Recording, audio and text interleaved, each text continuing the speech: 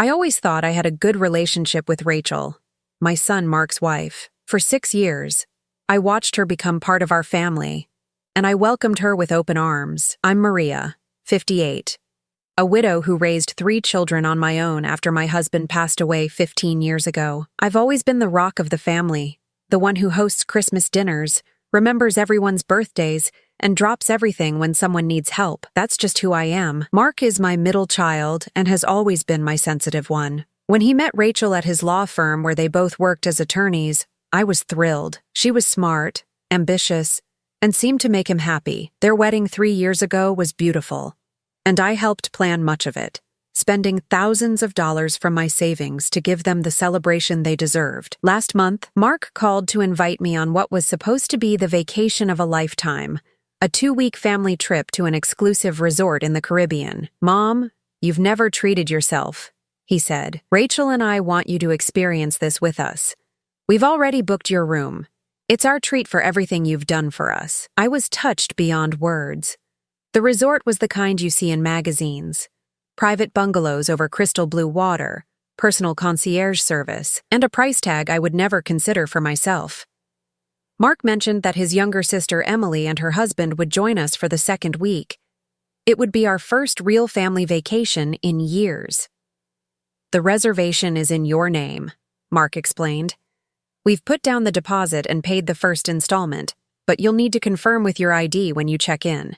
We'll handle the final payment before we arrive." I spent weeks preparing, buying new summer clothes, getting my hair done, even losing 10 pounds.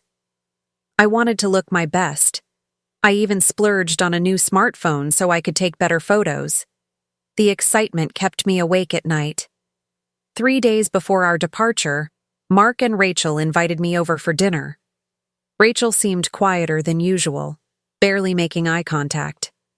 As we ate, Mark mentioned that their colleague Daniel and his wife might join us for a few days at the resort. "That's wonderful," I said, always happy to meet new people. Rachel's fork clinked against her plate. "It's actually a bit complicated," she said, her voice suddenly tight. "There's limited availability now, and they're really important connections for our firm." I nodded, not quite understanding what she was getting at. That's when I noticed the look between them, the kind married couples share when they've already discussed something difficult. "Mom," Mark started, "we might need to adjust the sleeping arrangements slightly when they arrive." "Of course," I said immediately. "I don't mind a smaller room if that helps." Rachel set down her fork, her voice suddenly businesslike. "Actually, Maria, we were thinking you could share a room with Emily when she arrives.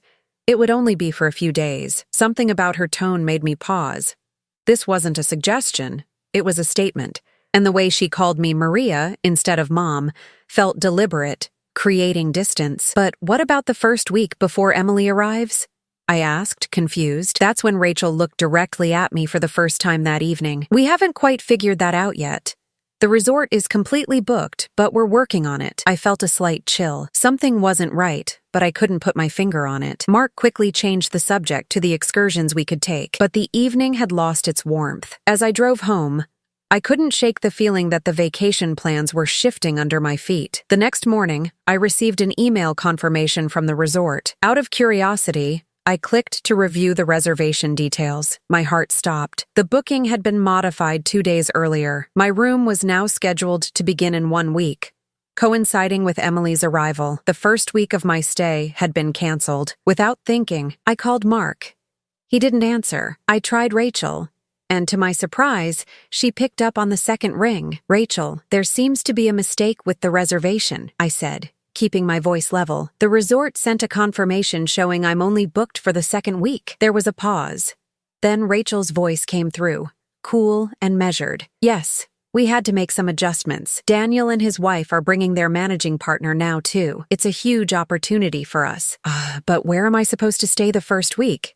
I asked, my voice catching. "We thought you might consider coming for just the 2nd week," she said. "Or perhaps there's a smaller hotel nearby you could book for the first week.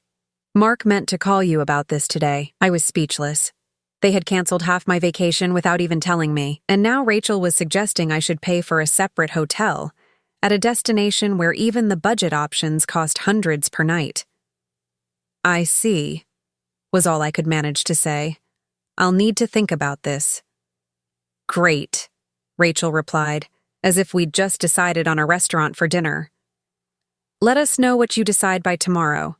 We need to finalize everything with the resort. I hung up, my hands shaking. The excitement I'd felt for weeks had evaporated, replaced by a hollow feeling in my chest. I sat in my living room, staring at nothing, trying to make sense of what had just happened. What hurt most wasn't the changed plans, it was the casual way Rachel had dismissed me, as if my presence was an afterthought, something to be adjusted according to more important priorities. And where was Mark in all this? Why had he allowed this to happen without even calling me himself? I didn't cry. Instead, I felt something harden inside me. For the first time, I saw clearly what I had been too blind to notice. In Rachel's eyes, I wasn't family. I was an obligation, a burden to be managed. And my son, who I had sacrificed everything for, had failed to stand up for me. I didn't call either of them back that evening. Instead, I opened my laptop and began to research. If there was one thing widowhood had taught me, it was self-reliance. And something told me I would need every ounce of it for what was coming next. That night, I barely slept, my mind racing with thoughts of the vacation and what had transpired. By morning, I had made my decision. I wouldn't react emotionally. I would observe and gather information first. Something about the situation didn't add up. I called the resort directly, introducing myself as Maria Henderson, confirming my reservation. The cheerful receptionist pulled up my information. Yes, Mrs. Henderson, we have you arriving next Thursday for a 7-night stay in a garden bungalow. Your original 14-night overwater bungalow reservation was modified last week. Modified by whom? I asked, keeping my voice neutral. Let me check. The changes were made by Rachel Henderson. She's listed as an authorized party on your reservation. Would you like to know what other modifications were made? I gripped the phone tighter. Yes. Please tell me everything. The receptionist continued. Your original reservation was for a premium overwater bungalow for 14 nights. It was changed to a garden bungalow for 7 nights. The difference in payment, approximately $8,000, was refunded to the original credit card. $8,000. My head spun. That was a substantial amount of money. Money that had supposedly been my gift. One more thing, I said. Who is staying in the overwater bungalow for the first week? There was a pause. I'm not sure I should... Please, I interrupted gently. There seems to be some confusion with our family arrangements. I just need to understand what's happening. She hesitated before answering. The premium overwater bungalow is now reserved for Mr. and Mrs. Henderson for all 14 nights. There's a new reservation for a second premium overwater bungalow for the first week under the names of Mr. and Mrs. Davies, Daniel and his wife, I presumed. But something didn't make sense. If they needed my room for Daniel and his wife, why was my expensive overwater bungalow now booked for Mark and Rachel for both weeks? They already had their own bungalow. I thanked the receptionist and hung up. A sick feeling settled in my stomach. I was being lied to, but I needed more information. That afternoon, Mark finally called. His voice was hesitant, apologetic. Mom, I'm sorry about the confusion. We should have talked to you directly. It's fine, I said evenly. I understand plans change, so Rachel mentioned the situation to you? About needing to adjust your stay? Yes, she explained everything, I replied, not revealing what I'd learned. Mark sounded relieved. I'm glad you understand. It's just, Daniel and the managing partner are so important for our future at the firm. Rachel thinks this could lead to partnership for both of us. Of course, your career comes first, I said. Actually, I've been thinking, maybe I should just skip this trip entirely. I wouldn't want to impose. No, Mom, Mark protested immediately. We want you there. The second week will be just family. Rachel's already arranged for you to share with Emily. Share a garden bungalow, I clarified. There was a pause. Well, yes, the overwater bungalows are limited, but the garden ones are really nice too. I changed the subject, asking about his day, letting him think everything was resolved. After we hung up, I called Emily. Hey, Mom, she answered cheerfully. Emily, I wanted to check about the sleeping arrangements for the vacation. Rachel mentioned we'd be sharing a room. There was a confused pause. Sharing? No. Jason and I have our own bungalow, one of those amazing ones over the water. Mark said they booked it months ago. My suspicions were confirmed. I must have misunderstood, I said lightly, looking forward to seeing you there. That evening, I did something I'd never done before. I logged into Mark's email account. Years ago, when he was still in law school, he had given me his password in case I needed to check something for him. He had likely forgotten about it, but the password still worked. His childhood dog's name and year of birth. What I found made my blood run cold. There was an email chain between Rachel and Mark from 2 weeks ago with the subject line, "Vacation Update." Rachel, I've been thinking about the sleeping arrangements. Having your mother in an overwater bungalow while Daniel and Sophia are in a garden room sends the wrong message. Daniel's wife is the managing partner's niece. They should have the premium accommodation, Mark. But we already told Mom she'd have the overwater bungalow. It was supposed to be our thank you for everything she's done, Rachel. We can still thank her other ways. This is about our future, Mark. Besides, that second overwater bungalow is $150 per night. That's $8,050 we could use for ourselves. Mark, what would we tell her? Rachel, just say there was a booking issue. She'll understand. She always does. And she's only paying for her flights anyway. Most parents don't get free luxury vacations at all. Mark, I guess you're right. I'll call the resort tomorrow. But the most revealing email was from just 3 days ago. Rachel, I've been thinking more about your mother's stay. Daniel mentioned that the managing partner and his wife might join for a few days the first week. We should free up that garden bungalow completely. Mark, where would Mom stay? Rachel, she could come for just the second week with Emily, or book something nearby for the first week if she insists on coming early. The managing partner is more important right now. Mark, that seems harsh. She's been so excited. Rachel, it's just 1 week, Mark. She'll survive. This is about our partnership track. I've already called the resort and made the changes. The $8,050 has been credited back to our card. I'll use it to take the partners out on the yacht excursion. I closed the laptop, feeling strangely calm. So, this was the truth. I wasn't being displaced for important business connections. Rachel simply didn't want to waste an expensive bungalow on me, and then decided she didn't want me there for the first week at all. And the money that was supposedly my gift had been taken back without a word to me. Most disturbing was how easily Mark had given in to her demands. My son, who I'd raised to be considerate and honest, was now lying to my face to please his wife. I didn't confront them immediately. Instead, I began making plans of my own. The resort wasn't the only luxury option in that area of the Caribbean. And as it happened, I had more resources than Rachel realized. My late husband's life insurance and some prudent investments had left me quite comfortable. I simply chose to live modestly and help my children when needed. I picked up my phone and made 2 calls. The first was to a travel agent I'd found with excellent reviews. The second was to my financial advisor to transfer some funds. I was going on vacation after all. Just not the one Rachel and Mark had planned for me. The next morning, I received an email from the resort confirming my cancellation for the entire 2-week period. Not just a modification, a complete cancellation. I hadn't requested this. I checked my phone and found a text from Mark sent late last night. Mom, let's talk about the vacation. Call me when you can. I didn't call him. Instead, I drove to my financial advisor's office where Janet, who had managed my investments for 15 years, welcomed me with a smile. Maria, I've prepared everything you requested. Are you sure about this? It's a significant withdrawal. I'm certain, I said, signing the necessary paperwork to transfer $30,000 to my personal account. It's time I treated myself. Good for you, Janet said. You've been careful for so long. Your portfolio can certainly handle it. I thanked her and left, stopping at my bank to complete the arrangements. By afternoon, everything was in place. When Mark called again, I finally answered. Mom, we need to discuss the trip, he began, sounding anxious. There's been another change. What kind of change? I asked, my voice perfectly calm. The resort is overbooked, and they've had to cancel your reservation completely, he lied smoothly.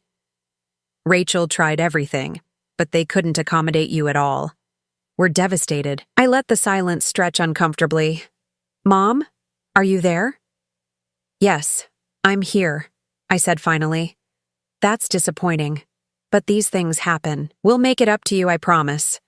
Mark said quickly, clearly relieved at my easy acceptance. Maybe we can plan a different trip later this year. Don't worry about it, I assured him. I understand how these luxury resorts work. Priority goes to the more important guests. There was an awkward pause. That's not what happened, Mom. Of course not, I said softly. Will you be leaving on Saturday as planned? Yes, our reservations are still confirmed. Emily and Jason will join for the second week. We're just heartbroken you can't be there. These things happen, I repeated. You and Rachel enjoy yourselves. You deserve it after working so hard. After hanging up, I checked my email. My new travel arrangements had been confirmed, not at the same resort, but at its more exclusive sister property just down the coast, a place known for its ultra-luxury and discretion, favored by celebrities and business magnates who valued privacy. My accommodation: a signature oceanfront suite with private infinity pool and butler service. For the next 3 days, I continued my preparations without saying a word to Mark or Rachel about my plans. I packed my new summer clothes, got a fresh manicure and pedicure, and arranged for a car service to take me to the airport. The morning of my flight, I received a text message from Rachel with a photo of her and Mark at the airport lounge, champagne glasses in hand. Off to paradise. Wish you could have joined us. I didn't respond. 6 hours later, my own flight landed on the same Caribbean island. As the private car from my resort drove me along the coastal road, we actually passed the entrance to Mark and Rachel's resort. I caught a glimpse of the sign through the tropical foliage and felt a momentary tightness in my chest. But it passed quickly as we continued on to my destination. The entrance to my resort was discreet. Just a simple, elegant gate that opened to reveal an oasis of luxury beyond. The general manager himself greeted me. Mrs. Henderson, welcome to the peninsula. We're honored to have you with us. Your suite is ready whenever you are. My suite was breathtaking, larger than my entire first floor at home, with floor-to-ceiling windows overlooking the ocean, a private terrace with an infinity pool, and interior design that managed to be both opulent and tasteful. The butler who showed me around paused at the living room. Mrs. Henderson, as you requested, we've arranged for the private dinner on your terrace tomorrow evening. The chef would like to know if you have any specific preferences. Please thank him, but I trust his judgment completely, I replied. And could you please confirm my reservation for 2 at the waterfront restaurant tonight? My guest will be arriving at 7. Of course, madam. Everything is arranged. After unpacking and resting, I dressed for dinner. A new navy blue dress I'd bought specially for this trip, with silver jewelry my husband had given me on our last anniversary together. At precisely 7, I made my way to the restaurant where the maitre d' escorted me to a prime table overlooking the water. I didn't have to wait long. 5 minutes later, Samuel Davies, the managing partner of Mark and Rachel's law firm, approached my table. He was in his early 60s, distinguished-looking with silver hair and a confident bearing. Maria, he said warmly, taking my hand. Thank you for inviting me. I was intrigued by your call. Samuel and I had met several times at firm functions over the years, and we had always gotten along well. His wife had passed away 2 years earlier, creating a bond of understanding between us. The pleasure is mine, Samuel, I replied, gesturing to the seat across from me. I appreciate you making time during your vacation. He looked puzzled. Vacation? I'm here for a regional conference of senior partners. My presentation is tomorrow morning. How interesting, I said, signaling for the waiter to pour the wine I'd pre-ordered. My son and daughter-in-law seem to think you were joining them at their resort this week. Samuel frowned slightly. Mark and Rachel are here? I wasn't aware of that. They did mention taking some time off, but I assumed they were going to New York. Rachel was quite insistent on preparing for the Westinghouse merger, which is why I was surprised when she suddenly requested vacation time. I took a sip of wine, letting this information settle. The Westinghouse merger? I thought that project was assigned to Daniel Phillips. Daniel? Samuel laughed. No, he's a second-year associate focusing on environmental cases. The Westinghouse merger is Rachel's project entirely. Mark is handling the Peterson real estate portfolio. He studied my face. Maria, why do I feel there's something significant you're not telling me? I smiled. The calm certainty I'd been nurturing for days now fully bloomed. Samuel, I think we have quite a lot to discuss over dinner. But first, let me ask you, have you ever heard of anyone from your firm staying at my son and daughter-in-law's resort this week? His expression told me everything I needed to know. No one from our firm would be there this week. We're all at this conference or back at the office. In fact, Daniel specifically told me he was covering for Rachel while she was away. I thought as much, I said, opening the menu. Now, I recommend the seafood here. I'm told it's exceptional. As we ordered our meals, I felt a strange sense of peace. The final pieces of the puzzle were falling into place, and I knew exactly what I needed to do next. Dinner with Samuel was enlightening. Between courses of exquisite seafood and perfectly paired wines, we discussed our children's careers, our experiences with loss, and eventually, the situation at hand. I explained what had happened with my vacation plans, showing him the email chain from Mark's account on my phone.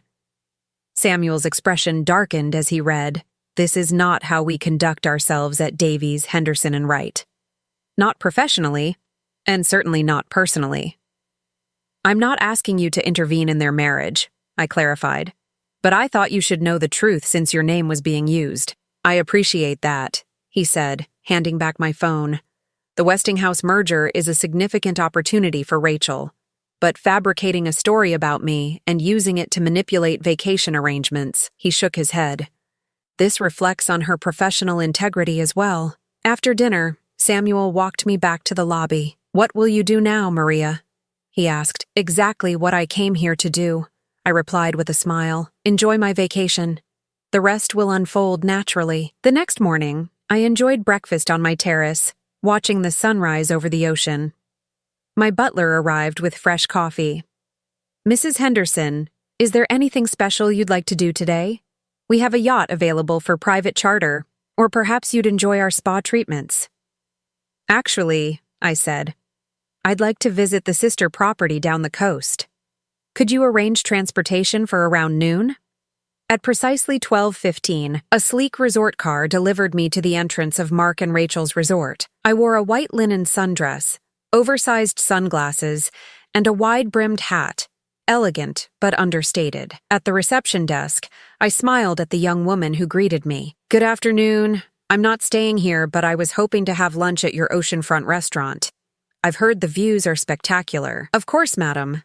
The restaurant is open to outside guests. May I have your name for the reservation?" "Maria Henderson." She typed on her computer, then looked up with recognition. "Oh, are you related to our guests, Mark and Rachel Henderson?" "Yes," I replied simply. "Mark is my son." Her expression changed slightly. "I see.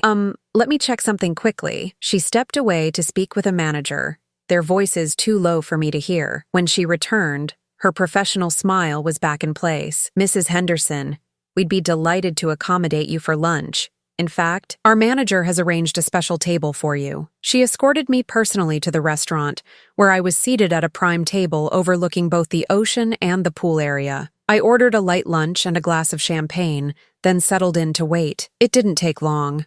About 20 minutes into my meal, I spotted them, Mark and Rachel lounging by the pool. Rachel was reading something on her tablet while Mark scrolled through his phone.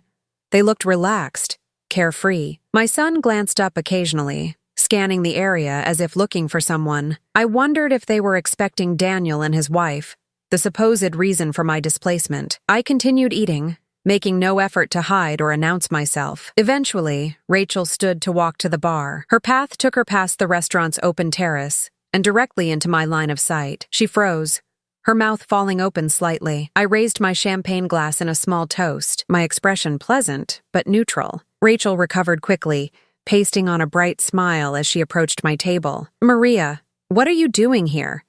This is such a surprise, is it?" I asked, gesturing to the chair across from me. "Please, join me."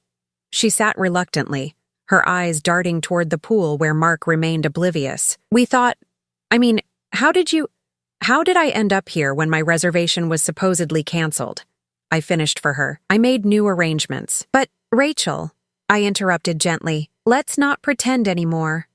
I know everything." Her face paled. "What do you mean?" "I know there was never a plan for Daniel and his wife to join you. I know there was no managing partner coming. I know you canceled my reservation, first changing it from an overwater bungalow to a garden room, then canceling it entirely, and kept the refunded money for yourselves." Rachel's composure cracked. "Who told you that?" Mark didn't tell me," I said, taking another sip of champagne. "The resort's reservation system did. And your own emails confirmed it." Her eyes widened. You read our emails? That's an invasion of privacy. Perhaps, I acknowledged, just as taking back a gift and lying about it is a breach of trust. Rachel leaned forward, her voice low and urgent. Look, you don't understand. This vacation was supposed to be just for us. Mark felt guilty and insisted we invite you. I was trying to make everyone happy. By lying? By making me think I wasn't welcome for business reasons when the truth was you simply didn't want me here? It wasn't like that, she insisted. Then what was it like? Please, explain it to me. Before she could answer, Mark appeared at our table, his expression a mixture of shock and dismay. Mom, what are you doing here? How did you— Hello, son, I said calmly. I was just having lunch and catching up with Rachel. Mark looked between us, clearly sensing the tension. I don't understand. Your reservation was canceled. The resort told us they were overbooked. No, Mark, I said quietly. Rachel canceled my reservation and told you it was the resort. Just like she changed my overwater bungalow to a garden room and told you it was for Daniel and his wife. What? He turned to Rachel. Is that true? Rachel's face flushed. You're making it sound worse than it was. I was trying to do what was best for us, for our future. By lying to my mother? By taking back a gift we promised her? It was $8,000, Mark. $8,000 we could use for ourselves. And it's not like she needed the luxury. She lives in a 3-bedroom house in the suburbs and drives a 10-year-old car. The restaurant had gone quiet.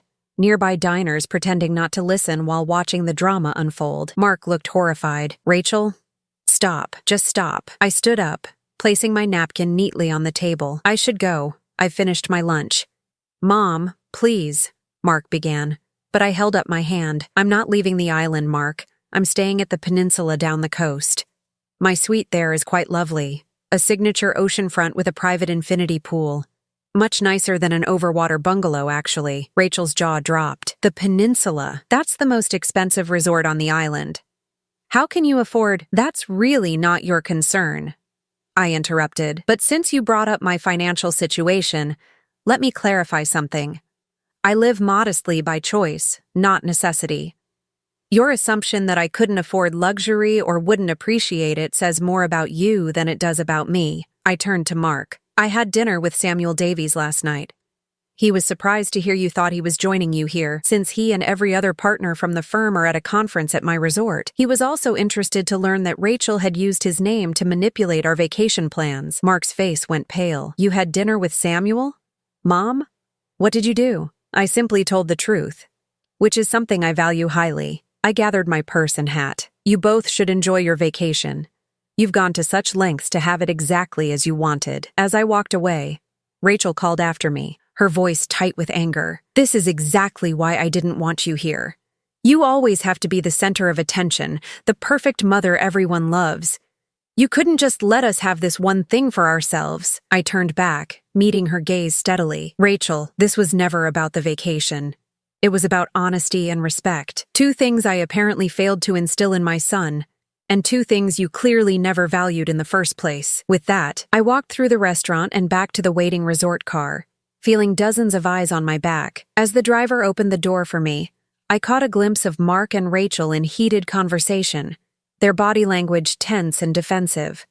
The damage was done, and it was only the beginning. Back at the peninsula, I spent the afternoon by my private pool, processing the confrontation. I hadn't planned to reveal everything so soon, but Rachel's reaction had forced my hand. Now I needed to prepare for the fallout. Around 5 o'clock, my butler appeared. Mrs. Henderson, you have visitors at reception requesting to see you. A Mr. and Mrs. Henderson. Mark and Rachel had followed me. I considered turning them away, but decided against it. Please show them to the terrace lounge. I'll be there shortly. I took my time changing from my swimsuit into a casual but elegant outfit. Linen pants and a silk blouse. When I arrived at the terrace lounge, Mark was pacing while Rachel sat rigidly in a chair, her arms crossed. Mom, Mark said as soon as he saw me, we need to talk about what happened. I'm listening, I said, taking a seat that gave me a view of the ocean. First, I want to apologize. He began, sitting across from me. I had no idea Rachel had canceled your reservation or changed your room. I thought it was the resort. Rachel interrupted. I was going to tell you, Mark. I just hadn't found the right moment. He turned to her incredulously. The right moment? You lied to me for weeks. You manipulated me, used my boss's name. I was protecting our interests. Rachel snapped. This vacation was supposed to be our special time together. Your mother was forcing her way in. Forcing? I raised an eyebrow. Mark invited me. It was presented as a gift. A gift you couldn't afford to reciprocate, Rachel muttered. Mark looked at her in shock. Rachel, it's all right, Mark, I said calmly. Rachel's made her feelings quite clear. What I don't understand is why you went along with all of this. Even after you learned the truth, he had the grace to look ashamed. When I found out you'd been moved to the garden bungalow, I was upset. But Rachel convinced me it was a reasonable compromise. Then, when she said your reservation was canceled completely, I was going to call and tell you the truth. But it was easier to go along with the lie. I finished for him. Yes, he admitted. I'm sorry, Mom. I was weak. Rachel stood abruptly. This is ridiculous. You're making me out to be some kind of villain when all I did was make practical decisions. That money could go toward a down payment on a bigger house, or investments for our future children. The money wasn't yours to repurpose, I pointed out. It was presented to me as a gift you didn't need. You never spend money on yourself anyway. What's the point of wasting thousands on luxury for someone who doesn't even appreciate it? Rachel, Mark warned. But she was on a roll, and now you're staying at the most exclusive resort on the island, probably spending a fortune just to make us look bad. This is exactly the manipulative behavior I was trying to avoid. I studied her for a moment. You've never really liked me, have you, Rachel? The question seemed to catch her off guard. What? That's not... I respect you. Respect isn't the same as liking. You tolerated me because it was important to Mark, but you've always seen me as competition for his attention, haven't you? Rachel's expression hardened. You raised him to put family first. Specifically, to put you first. Every decision he makes, he wonders what Mom would think. It's suffocating. And you thought removing me from this vacation would somehow change that dynamic. I thought it would give us space to be a couple without his mother hovering over every moment. Mark stood up, his face red with anger. That's enough, Rachel. You're talking about my mother. She raised me alone after Dad died. She sacrificed everything for us. And this is how you repay her? By lying? Stealing money meant for her? And now insulting her to her face? Rachel turned to him. Oh, here we go again. Saint Maria, the perfect widow and mother who can do no wrong. I'm sick of competing with a ghost and a myth. The lounge had gone silent, other guests pretending not to notice the scene unfolding. A staff member approached discreetly. Is everything all right here? I nodded reassuringly. Yes, thank you. My family is just leaving. We're not done talking about this, Rachel protested. I think we are for today, I said firmly. You both have a lot to discuss between yourselves, and I have a private dinner scheduled on my terrace in an hour. Mark looked torn. Mom, please. I'm sorry about everything. Tell me how to make this right. I met his gaze steadily. Mark, you're a grown man. You need to figure that out for yourself. But it starts with honesty, with me, with Rachel, and most importantly, with yourself about what kind of man you want to be. After they left, I returned to my suite feeling emotionally drained but strangely liberated. The confrontation had been inevitable, but I hadn't anticipated Rachel's naked hostility or Mark's genuine shock at his wife's actions. There was a fracture in their relationship now, exposed for both to see. My private dinner that evening was a solitary affair, but I savored every bite of the exquisite meal prepared by the resort's chef. As I watched the sunset paint the sky in brilliant oranges and pinks, my phone buzzed with a text from Samuel Davies. Maria, I hope you're enjoying your evening. I wanted to let you know that I've spoken with Rachel. We'll be having a formal discussion about professional ethics when we return to the office. On a personal note, I admire your grace under pressure. Would you consider joining me for dinner tomorrow night? I smiled to myself, appreciating his directness. I texted back, accepting his invitation, then silenced my phone and focused on the present moment. The gentle ocean breeze, the stars emerging in the darkening sky, the peaceful solitude I'd earned. The next morning brought another beautiful Caribbean day and a flurry of text messages from Mark. He was apologizing profusely, saying he and Rachel had argued all night, and asking if he could come see me alone. I replied that I'd meet him for breakfast at my resort's beachfront cafe at 10. Mark arrived looking haggard, with dark circles under his eyes. Mom? He began as soon as he sat down. I don't even know where to start. How about with the truth? I suggested gently. All of it this time. He took a deep breath. Rachel and I have been having problems for months. She's been pushing for a bigger house, more expensive vacations, status symbols to impress her colleagues. I've been resisting because we already have significant student loan debt. This trip was actually her idea. A compromise. She wanted 2 weeks at an ultra-luxury resort, and I suggested we make it a family trip and invite you to thank you for everything you've done for us. She wasn't happy about that. I guessed. No, he admitted. But she agreed because I insisted. Then, as the date got closer, she started suggesting changes. First, it was moving you to the garden bungalow to save money. When I reluctantly agreed, she took it as permission to make more changes. I didn't know she'd canceled your reservation completely until yesterday. I studied my son's face. Mark, why did you go along with any of this? The Mark I raised would never have treated anyone this way, let alone his mother. He looked down, ashamed. I've been trying to keep the peace. Rachel's been talking about how we're growing apart. How maybe we want different things. I was afraid of losing her. So instead you were willing to lose yourself, your integrity, your relationship with me? Tears welled in his eyes. I've made a terrible mistake. Mom, I let you down. I let myself down. I reached across the table and took his hand. Yes, you did. But acknowledging that is the first step toward fixing it. Can this be fixed? He asked, his voice breaking. Rachel said such awful things yesterday. Things I don't think I can forgive. That's between you and Rachel, I said carefully. But your relationship with me can be repaired if you're willing to do the work. It starts with honesty and continues with consistent actions that rebuild trust. Mark nodded, wiping away tears. I want to do that. I need to do that. We talked for nearly 2 hours, more openly than we had in years. Mark revealed that Rachel had been growing increasingly status conscious, measuring their success against her colleagues' material possessions. He admitted that some of her values had begun to rub off on him, making him question his own more modest approach to life. I think I lost sight of what really matters, he said. Watching you handle this whole situation with such dignity. It reminded me of how you faced everything after Dad died. You never compromised your integrity, even when times were tough. As we finished our breakfast, Mark asked, "What are your plans for the rest of your vacation?" "I'm going to enjoy every minute of it," I replied with a smile. "I'm having a spa treatment this afternoon and dinner with Samuel this evening." Mark looked surprised. "You and Samuel are becoming friends?" "We're enjoying each other's company," I said simply. "He's an interesting man with a perspective I appreciate." When Mark left, promising to keep me updated on his conversations with Rachel, I felt cautiously optimistic about our relationship. My son had made poor choices, but he wasn't lost to me. That evening, my dinner with Samuel was delightful.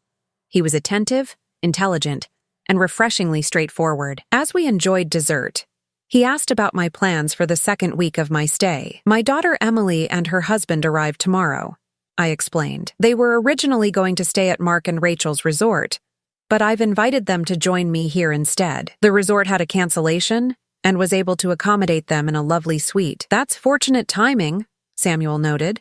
"Have you told them what happened?" "Only that there was a misunderstanding about reservations. Emily will get the full story when she arrives." Samuel looked thoughtful.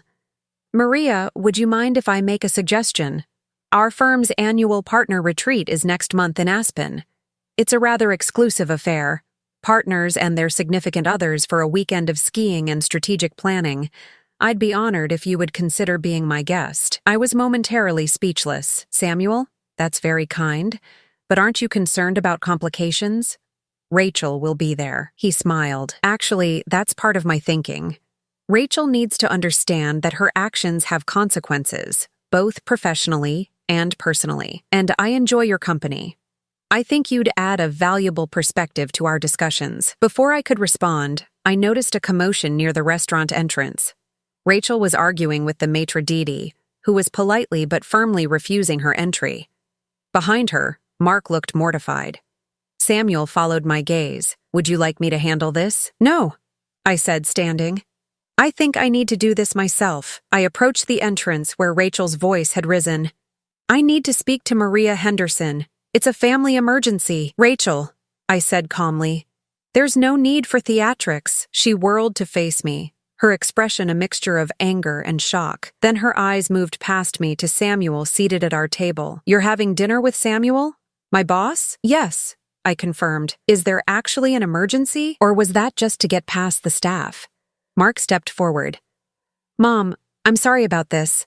Rachel insisted on coming after she saw my credit card statement. I tried to stop her." Rachel thrust her phone in my face, displaying a credit card transaction. $15,000?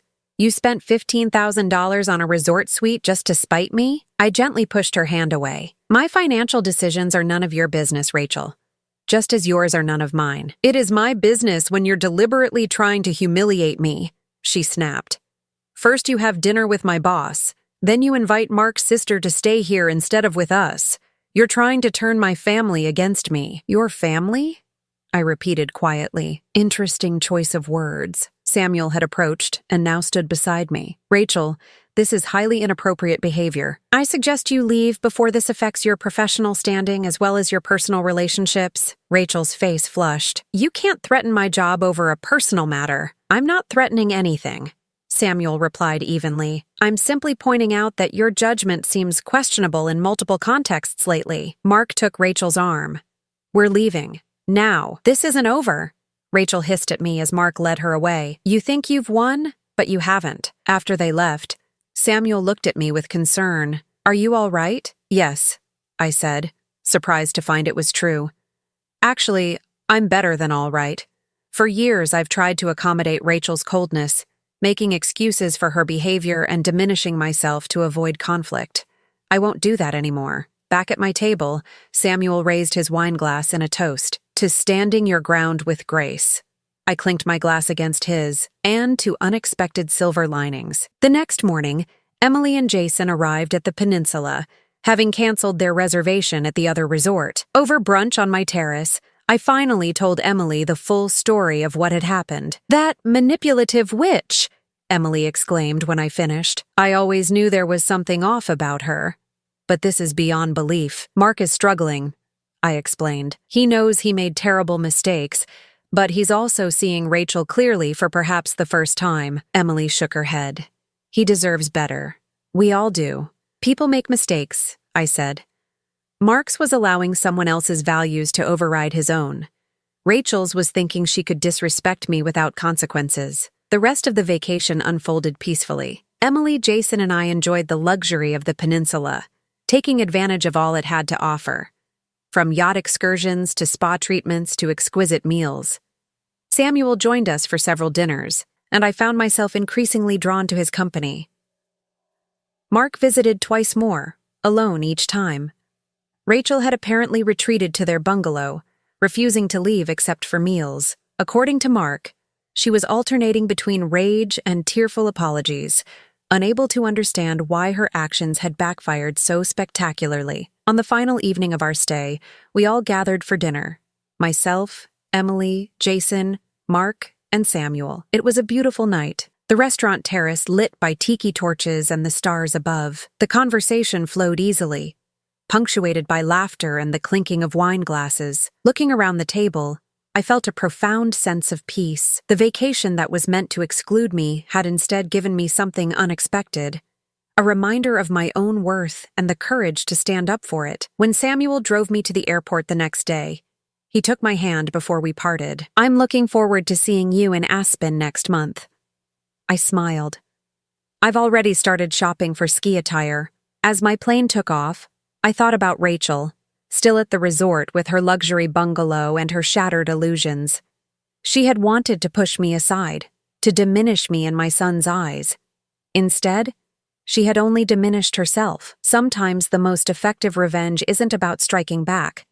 It's about rising above, with such grace and dignity that those who wronged you are forced to confront the smallness of their own actions. I settled back in my seat, already planning my outfit for the partner retreat in Aspen, and smiled. 6 months have passed since that fateful Caribbean vacation, And the ripple effects continue to shape all our lives in ways I never could have predicted. Mark and Rachel separated 2 weeks after returning home. The final straw came during a dinner party at Samuel's home, where all the firm's partners and their spouses were present. Rachel, still smarting from her professional reprimand over using Samuel's name in her vacation scheme, drank too much and made a caustic remark about old widows who can't let go of their adult children. She didn't realize I was standing right behind her, having just arrived as Samuel's guest. The silence that followed was deafening. Samuel smoothly intervened, introducing me to everyone as the remarkable woman who's been sharing her wisdom with our firm's leadership team. By the end of the evening, Rachel was isolated while I was surrounded by partners and spouses genuinely interested in my perspective on their community outreach initiatives,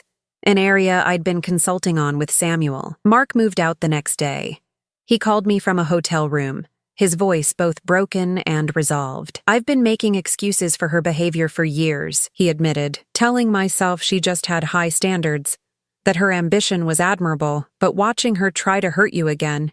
Even after everything, I can't do this anymore. The divorce proceedings were mercifully quick. Rachel, realizing her position at the firm was precarious, negotiated for a clean break. Mark kept the house. She took a substantial cash settlement and relocated to the West Coast to join another firm. Emily and Jason hosted Thanksgiving at their home, our first holiday without Rachel's tense presence. Mark seemed lighter, more like his old self, laughing easily and helping in the kitchen without being asked. When Samuel arrived as my guest, bringing an expensive bottle of wine and homemade cranberry sauce, Mark pulled him aside for a long conversation. I later learned he was apologizing for not standing up to Rachel sooner and thanking Samuel for his kindness toward me. "You know," Emily said, finding me alone in the living room, "this is the first family gathering in years where I haven't felt like I needed to watch what I say or walk on eggshells. It's like we've all been holding our breath around Rachel, and now we can finally exhale." Christmas brought another significant change. Samuel and I had been seeing each other regularly. Theater performances, dinners, weekend drives to coastal towns. He was attentive but respectful, never pushing for more than I was ready to give. On Christmas Eve, after a beautiful dinner at his home, he presented me with a small box. Inside wasn't jewelry as I had half expected, but a key. "It's to a cottage in the Berkshires," he explained, "a place I've owned for years but rarely used.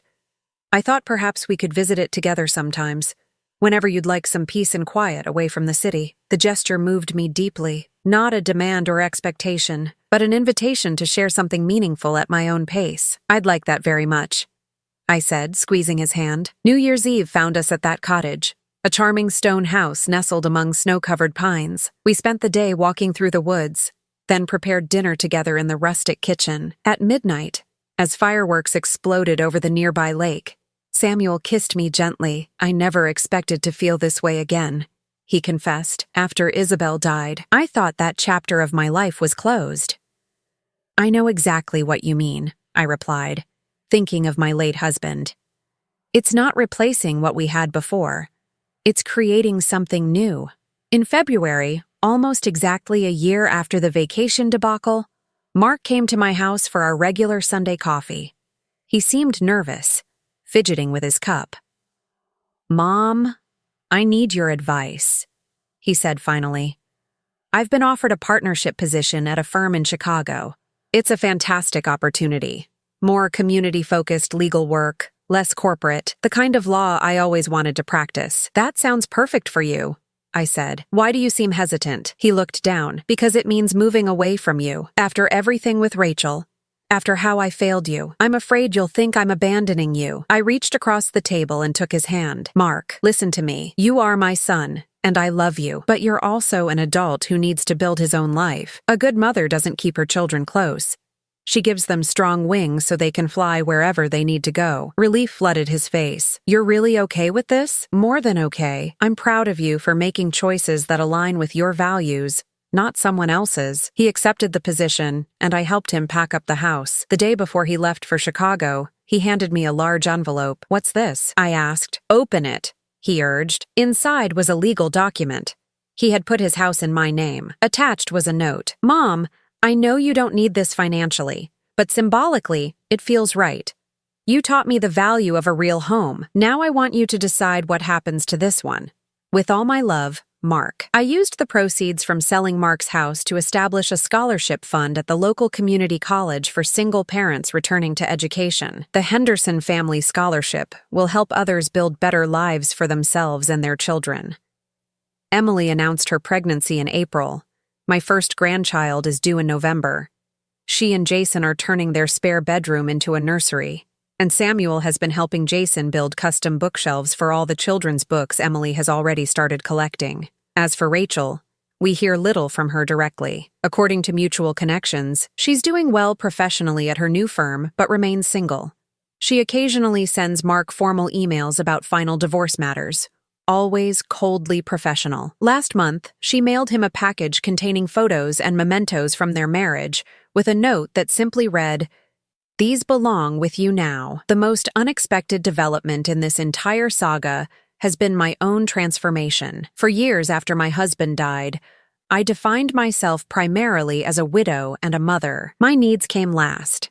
My desires rarely acknowledged even to myself. Rachel saw this as weakness, a drab, self-sacrificing woman who could be easily dismissed. What she failed to understand is that choosing to put others first isn't weakness when it's a conscious choice. And when someone who has practiced selflessness finally decides to stand up for themselves, they do so with a quiet strength that's formidable precisely because it's not performative or desperate. Samuel understands this. Last week, as we walked along the shore near his summer home in Maine, where I'm spending much of this season, he asked me what I'd learned from the whole experience. I learned that respect isn't something you earn by diminishing yourself, I told him, and that sometimes the most powerful thing you can do when someone underestimates you is to simply show them exactly who you are. Without anger, without drama, just the unvarnished truth. He nodded thoughtfully. You know, in all my years of legal practice, I've seen people seek revenge in countless ways. Most end up hurting themselves as much as their targets. But what you did was different. You didn't try to punish Rachel. You just refused to accept her version of who you were, and, in doing so, helped her reveal who she truly was. I added. We walked in companionable silence for a while, the waves lapping at the shore beside us. Then Samuel stopped and turned to me, his expression serious. "Maria, I have a question to ask you. My lease is up for renewal in September, and I've been thinking, would you consider moving in together? Either at your place or mine, or we could find somewhere new. At our age, I don't see the point in waiting if we both know what we want." I smiled, touched by his directness. "I think that's a wonderful idea. But let's find a new place, somewhere that's ours from the beginning." This weekend, Mark is flying in from Chicago to join Emily, Jason, Samuel, and me for dinner. It will be the first time all of us have been together since Mark moved. He's bringing a colleague from his new firm, a woman named Diane who he's mentioned with increasing frequency in our weekly calls. As I prepare for their visit, setting the table in my dining room, I think back to that moment at the resort when Rachel confronted me, full of rage and disbelief that her plans had backfired so spectacularly. "This isn't over," she had warned. She was right, but not in the way she intended. It wasn't over.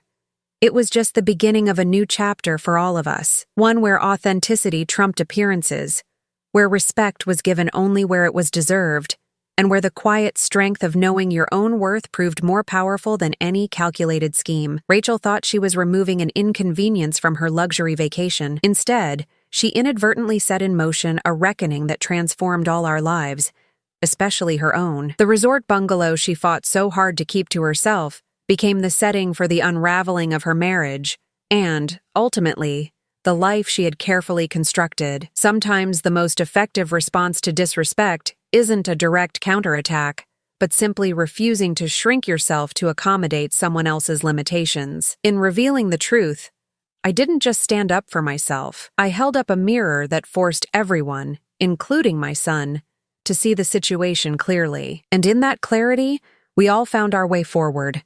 Not to the destinations we had planned, but to the ones we actually needed. Tonight, as I welcome my growing family around my table, I'll raise a glass to unexpected journeys and the strength it takes to navigate them with grace. And perhaps I'll silently thank Rachel, wherever she is, for teaching all of us the true cost of underestimating a mother's quiet resolve. After all, the best revenge isn't just living well, it's living authentically, with the hard-won knowledge of exactly who you are and what you deserve.